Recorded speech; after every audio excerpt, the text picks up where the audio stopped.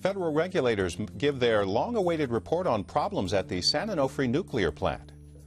I'm Dwayne Brown. What the report says and what happens now, tonight on KPBS Evening Edition. I'm Peggy Pico. For the first time in U.S. history, the Pentagon says active duty military can wear their uniform while marching in LGBT parades. Coming up on Evening Edition, what it means to participants in this weekend's Gay Pride Parade in Hillcrest. And our investigative report, Deadly Patrols, continues with a look at the challenges for prosecutors when Border Patrol agents are accused of killing migrants. KPBS Evening Edition starts now.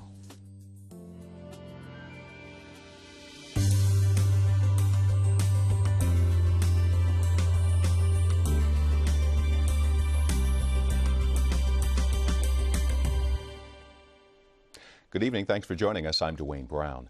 For the first time ever, U.S. service members will be able to wear uniforms while marching in a gay pride parade. The Defense Department says it's granting an exception to its no parade rule for this weekend's Pride Parade in San Diego. Last night, we told you about confusion over the DOD's rules. This statement went out late this afternoon.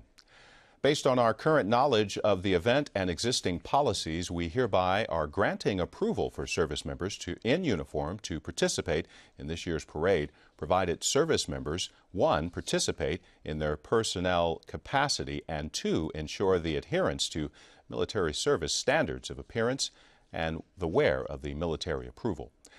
The DOD says it's making the exception because part of the parade is dedicated to military members. We will hear from a veteran and an active duty reservist in just a few minutes. Federal regulators released a long-awaited report today on what went wrong with San Onofre nuclear power plant's steam generators. The Nuclear Regulatory Commission's inspectors again blame computer modeling flaws and manufacturing issues for the generator's problems.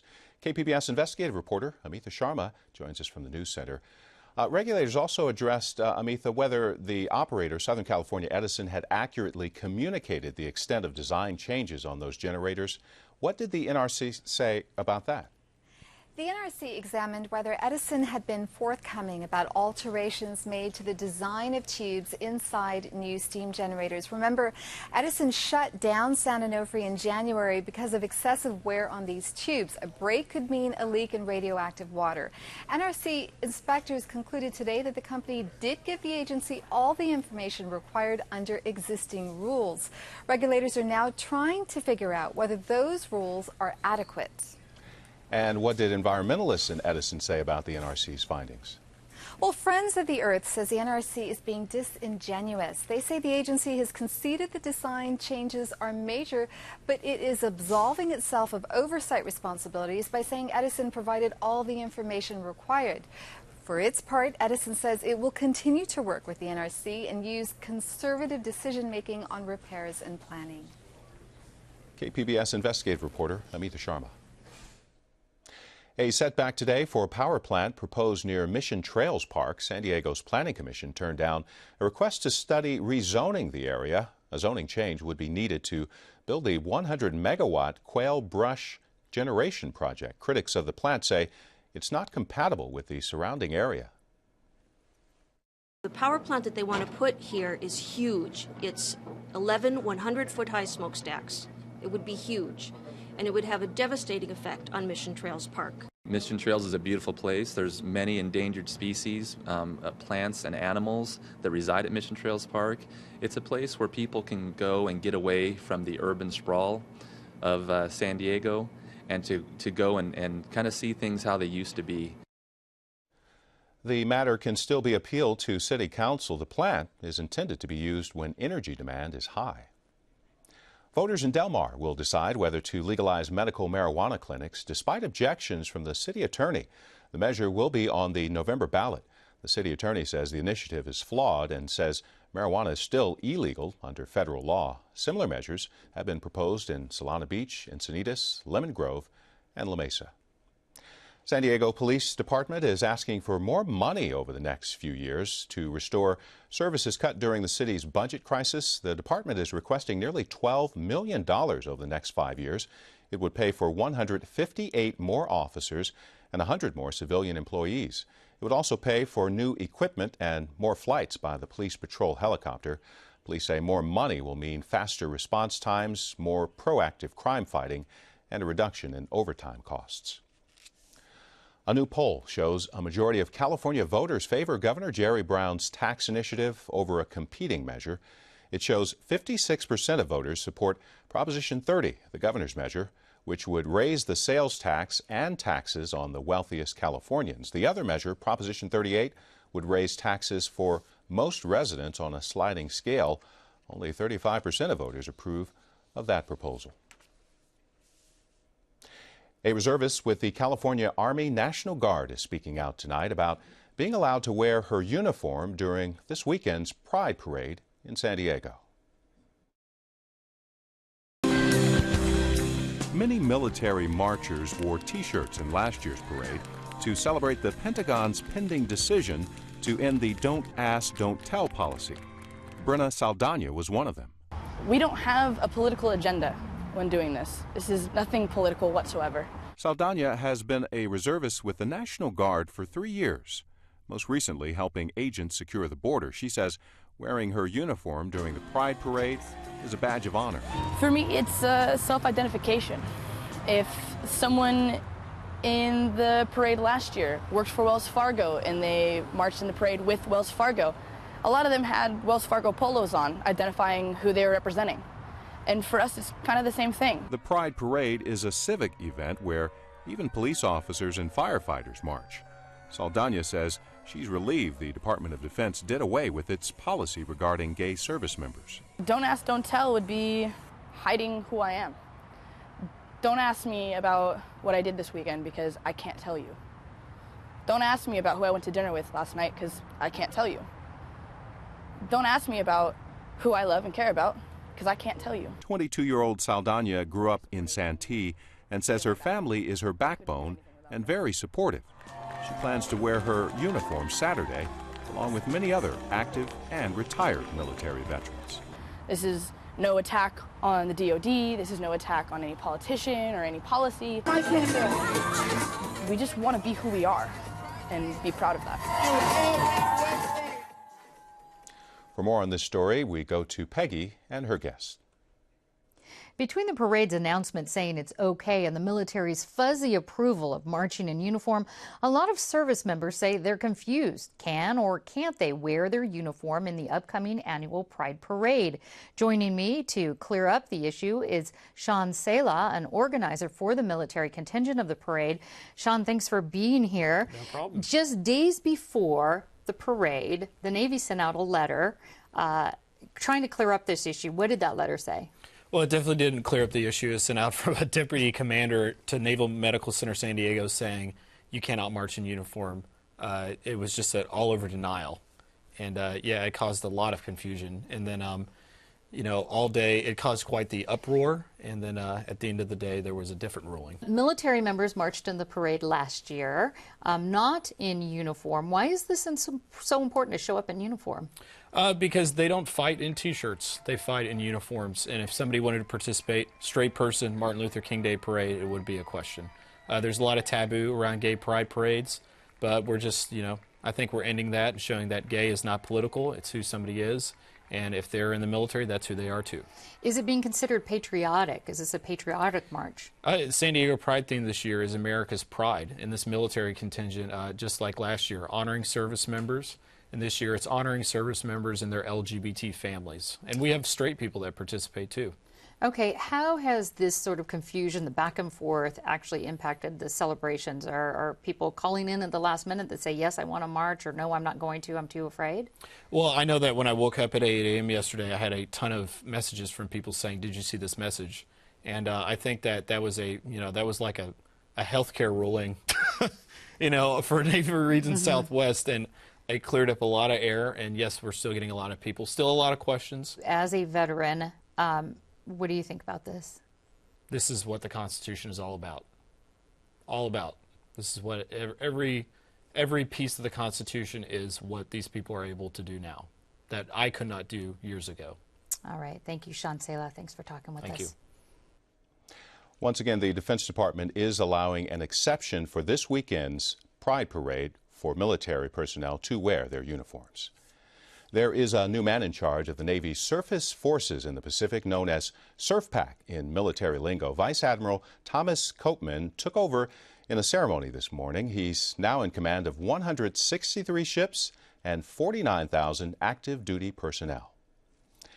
The Navy is showing its green pride off Hawaii right now. It's demonstrating its Great Green Fleet, ships returning on a 50-50 mix of biofuel and conventional fuels. The fleet includes several ships from San Diego. Navy Secretary Ray Mabus says reliance on foreign energy makes the military vulnerable, and rising fuel prices take a toll on the defense budget. When the price goes up, we don't have but a couple places to go get the money, either from operations, which means we sail less, we steam less, we train less, or from platforms, and I don't want to have to make that decision. Mabus says shifting the military to biofuel will help the U.S. develop a new energy economy, but he's facing opposition in Congress because right now biofuel costs more than traditional oil. A defense budget bill would forbid military spending on alternative fuels if they are more expensive than fossil fuels.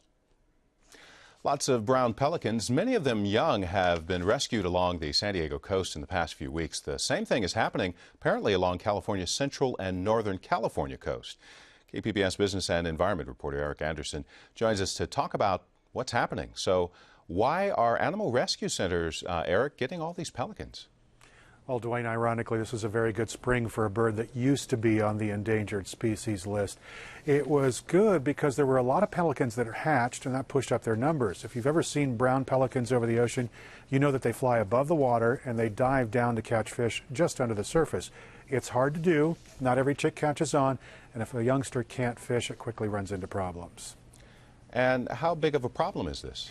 Well, in the last 3 weeks, they've been busy ones for the folks at SeaWorld. They care for the wild animals rescued along the coast. Spokesman David Kuntz told me today they're taking in 3 to 4 birds a day, sometimes as many as 7. In the past 3 weeks, 60 birds have been rescued. Compare that to the first 6 months of the year, they had 50 rescues during that time period. And what happens to the birds once they are at SeaWorld? Well, SeaWorld officials say they care for the birds. The malnourished and dehydrated birds get the food and liquid they need to return to health. If a bird requires medicine, that is administered. And some birds who come in with injuries from accidents like encounters with fishing line, those injuries get treated. Now, if the bird recovers, it is due to be released back into the wild. KPBS business and environment reporter Eric Anderson.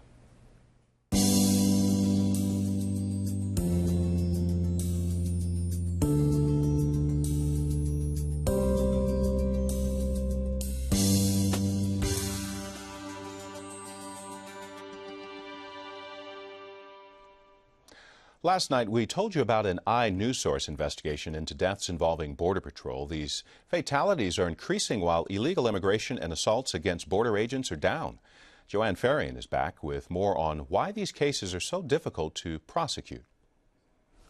Border Patrol agents have been prosecuted for other crimes in the past, including corruption and bribery, but rarely for situations involving lethal force. Joining me to talk more about the challenges in prosecuting these cases is iNewsSource reporter Roxana Popescu. Roxana, thanks for being here. Hi, Joanne. Now, you've been working for months on this investigation. I know it's a collaboration with other nonprofit media organizations, and you've been documenting the deaths of men and boys after confrontations with border agents. You found 14 of them since 2008.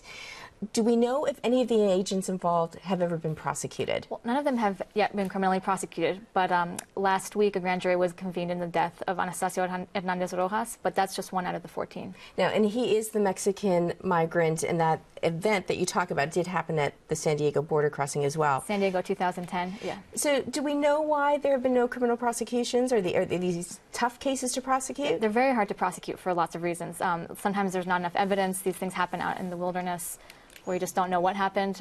Second, even if you have the evidence, you want to take it to trial, you find out that a jury, it's going to be very hard to find 12 people to agree and convict a border agent because of the politics. And we know there's the issue of witnesses, of course, because you also interviewed former San Diego U.S. Attorney Peter Nunez. Let's hear what he has to say about this.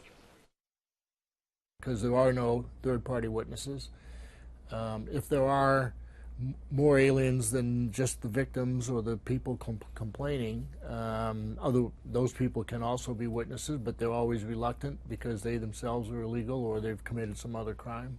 Now, in many of these cases, the agents say, hey, these people threw rocks at me. Migrants were throwing rocks at me. It's actually a phenomenon called rockings. Tell me more about that. Well, rocking means rock assault. And, we looked at the number of rockings that have happened over the past few years. And it turns out that they've been rising steadily up until about 2 years ago, and then they've fallen off sharply. So in 2006, there were 435. They peaked in 2010, and now there have been fewer than 200 so far this year. Now, I know you also looked at other forms of violence, altercations with agents that, again, same sort of pattern where they were increasing but dropped off toward the end. You spoke with the head of the union who represents border agents about this whole issue. What did he tell you about this? Well, he said that, the border has become a more dangerous place because border agents are being asked to patrol closer to the line, to the border line. And he also said that, border enforcement strategy has been working because there are fewer apprehensions, fewer people trying to get into the country. And so the people who are trying to cross are actually the ones who are more desperate, more violent, traffickers, smugglers. They're the ones more likely to be throwing rocks or doing something dangerous. Now, already, we started running the story yesterday. Already on our website, we've had so many comments. It's actually on the front page of MSNBC, and they've got hundreds of comments. I want to tell you a little bit about what they're saying. I'm sure you've been reading them as well, that perhaps if people are trying to get into this country illegally, they're getting what they deserve. Did you hear that kind of a sentiment when you were doing your reporting? Absolutely. So, one of the big challenges for prosecutors, let's say they determined that an agent should be taken to court, that this was an overstepping of their powers. It's going to be very hard, basically impossible, is what one person told me, to find a jury to agree, to find 12 people to take the politics out of the justice. Now, you actually spoke with the county attorney in Arizona who did try to take one of these cases to court. He says it's tough. It's tough when you try to prosecute any law enforcement agent, but throw in the border issue, and he says it's really tough. Let's play a clip from him. If you throw immigration into the mix with all of the emotion surrounding this issue and all of the political conflict surrounding this issue, that just gets ratcheted up to a degree that makes it extremely uncomfortable. Now, we know we also have a San Diego immigrant rights group in D.C. this week asking lawmakers for an investigation into Customs and Border Patrol. You've been hearing this really in other states as well, haven't you? Yeah, I spoke with somebody in Arizona, an immigrant humanitarian aid group there, and what they're really pushing for is that there be external oversight of Customs and Border Protection, just that, asking them to hold themselves accountable or to do internal reviews is not enough because there are these abuses going on, these deaths going on, and so just it's part of a bigger problem. And it's important to have outside oversight. And let's play a clip. That's Danielle Alvarado you're referring to, and she's with the group No More Deaths. It's not enough that Border Patrol have a complaint process. It's not enough that there be an internal DHS process, because it's clear that none of those mechanisms are sufficient. And they've had ample time to make that case to the public. And so that's why our driving recommendation is that there be independent oversight outside of DHS. And I want to tell people at home that we've got lots more on this special report at kpbs.org/deadly patrols. Roxana Popescu, thank you so much for being here. Thank you, Joanne. In fact, we'll have more about this special report, Deadly Patrols, coming up in just a few minutes. Young girls with a history of trouble and low self-esteem often fall prey to sex traffickers. KPBS reporter Susan Murphy tells us about a group working in City Heights to prevent girls from becoming victims.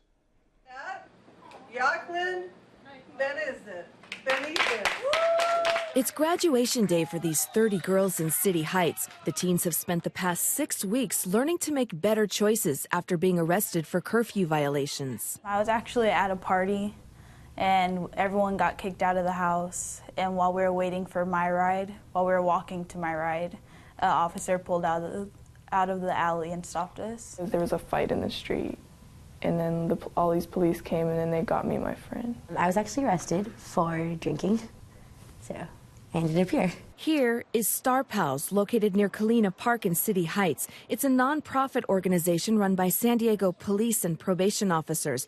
Their diversion program, Girlie, gives at-risk girls an alternative to facing a judge.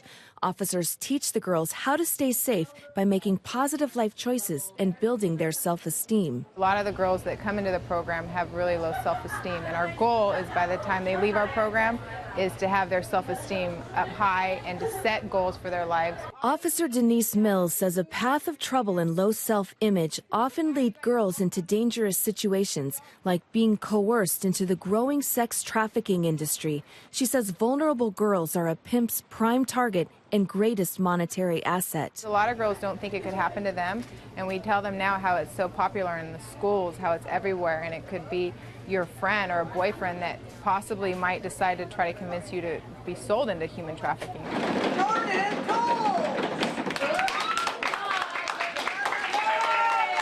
15-year-old Jordan Cole says that's just what happened to her. At my school, there's like boys that try to like pimp girls or whatever, and they'll tell them to like hoe up for them.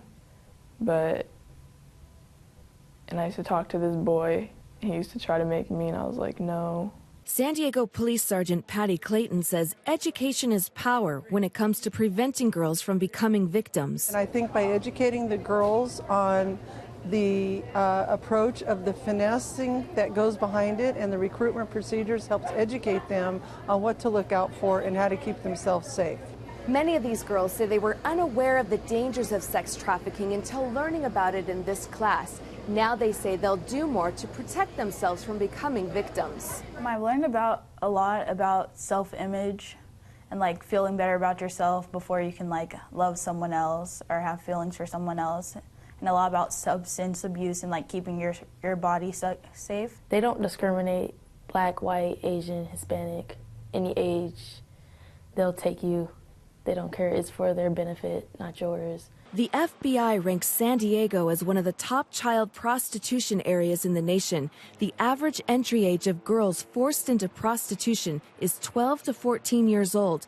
Police say it's one of the fastest growing criminal industries in the region. That's why a growing number of San Diego advocates, educators, and law enforcement are stepping up efforts to raise awareness and combat the problem. Officer Mark Jose recently spoke at a sex trafficking forum at the San Diego County Office of Education. And they're all tatted out, and they look like they're from a gang. How they get 3 or 4 girls to go out there who have never done this before, to go out in the street and do the things that they're doing and give all the money to them. He explained how pimps are masters of seduction. They'll start building her esteem up, saying how beautiful she is, how wonderful she is. They'll start to date her, start buying her some maybe little trinkets, clothes maybe, get her nails done. And then it turns to the point where they'll have sex with her. And usually at that turning point, they know that, okay, I've got her.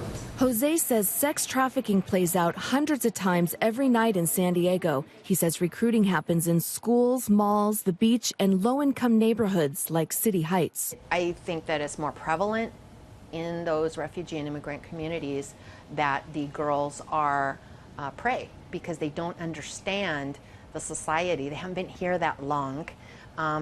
They are very oftentimes poor, and they are typical teenagers. Zara Marcellian works with refugees and immigrants in City Heights. She says girls fall prey because they're too trusting and don't understand the dangers until it's too late. The other point is that, our refugees and immigrants oftentimes are hesitant to call law enforcement because in their own countries, the police is not your friend. Star Pals is working to change that.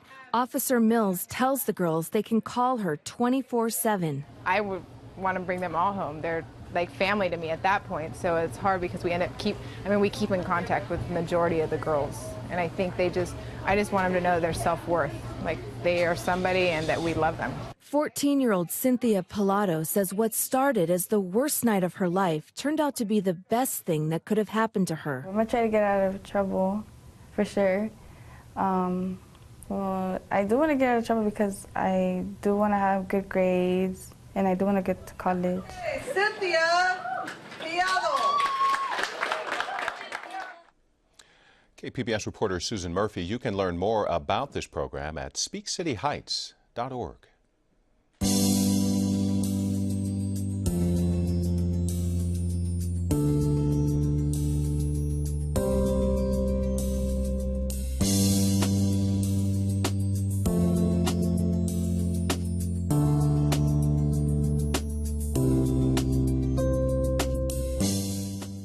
Officials in the San Francisco Bay Area are mulling over the idea of a mileage tax for drivers. The proposal calls for installing GPS-style odometers in cars and charging folks for every mile driven. The money would go to roads and public transit around the Bay Area. This is just an initial proposal, though.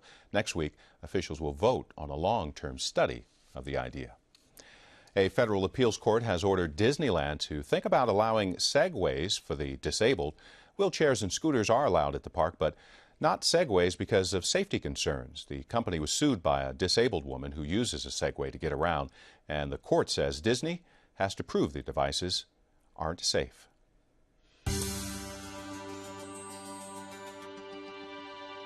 Tonight in our public square, we've chosen just 2 of thousands of comment threads posted on various internet sites about our 2-part investigative story on accountability in the U.S. Border Patrol when officers use deadly force against immigrants crossing into the U.S. illegally. The comments represent a sharply divided and rather ugly discussion about immigration and human rights. From our KPBS website, Ben72 wrote, "Perhaps we can file countersuit for crossing in the first place. Hopefully the hospital can recover the cost of the operations." On Facebook, Damani Fair wrote, "It's an indisputable truth that no one is a law unto themselves, and taking the life of another is rarely justifiable." You can join in on this conversation or comment on any of the other news stories here at KPBS by following us on Twitter, liking us on Facebook, or just email us at publicsquare@kpbs.org. And you can find tonight's stories on our website, kpbs.org/evening edition. Thanks for joining us. You have a great night.